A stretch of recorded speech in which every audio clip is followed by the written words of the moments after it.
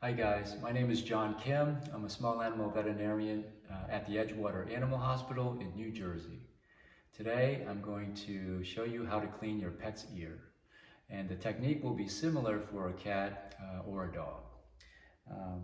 First things first, the ear cleaner you use should be an ear cleaner made for cats and dogs. They're similar for both species. Try not to use water, alcohol, or peroxide. And for this demonstration, I'm going to use my own pet. His name is Boots, or nicknamed Bootay. I'm actually working from home today. Thanks, Jack. And this is Boots. He's 8 years old, and luckily he's used to me poking and prodding him a lot, and luckily he has good ears. So you should use a cotton ball or a cotton square is fine. Read the instructions on your ear cleaner. Some say shake well. And now I'm going to saturate, make this cotton pretty wet, depending on how bad the ear is, how much wax is in there. If there's tons of wax in there, a lot of infection, sometimes we'll use more of the ear cleaner to try to get a flushing action, if you know what I mean. If I put one drop on this cotton, it's not going to be good or as effective to get all that waxy debris out. But for a regular ear cleaning or just for maintenance, I wet the cotton, make it pretty wet, almost dripping. And then with my left hand, turn you a little bit, Boots, over here, I grab the ear flap pretty firmly with my left hand, and then my free hand, you're a little bit too close, Emma, you can back up a little bit. And then I go in, just using my finger.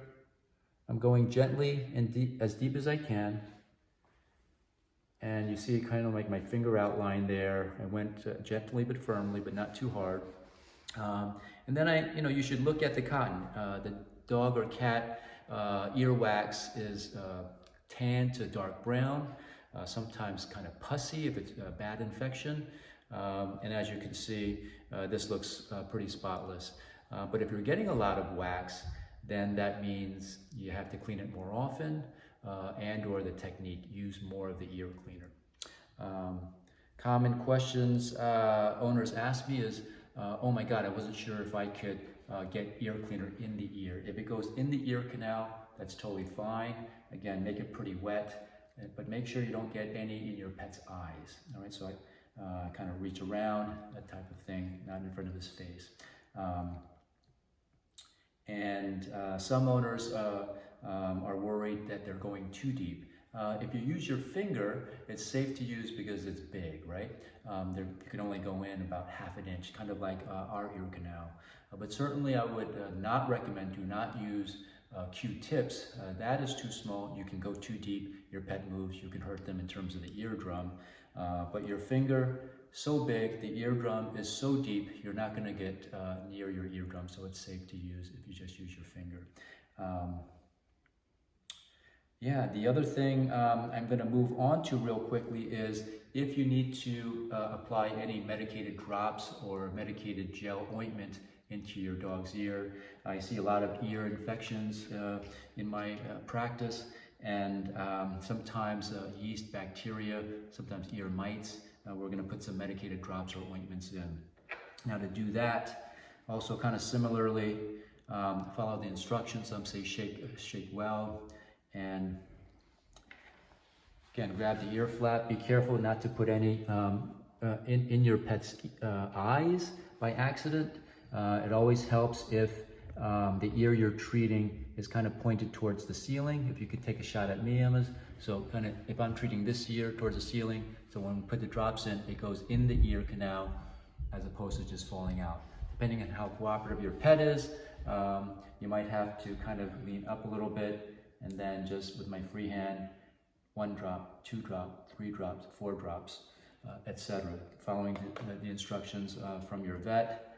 And then once the gel is in, if you can close up here, Emma, and then kind of massage the ear canal to kind of spread in, spread out the ear cleaner or the ointment. Now, Boots is super cooperative. A quick tip, if your pet is moving a lot, sometimes I'll have an assistant. If you have an extra set of hands at home, Boots, sit. Good boy. Oh, sit down, Boots. and your helper can kind of hold him this way, have him sit butt in your armpit, kind of in front of the shoulders. You can kind of sneak up a little bit. It may look like I'm choking him, but I'm not. Just need to get control of his head. Kind of nose up, left, right, ear to the ceiling, right ear to the ceiling, that type of thing.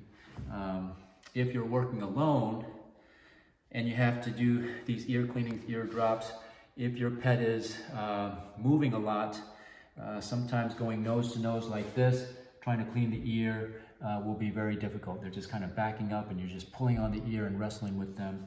If you're working alone, I would recommend, again, similarly, have your pet sit, butt kind of in your armpit, and then if I'm working on, just work from behind, this way, this way. It's a little bit easier to control your pet if they're moving a lot at that time, as opposed to going nose to nose.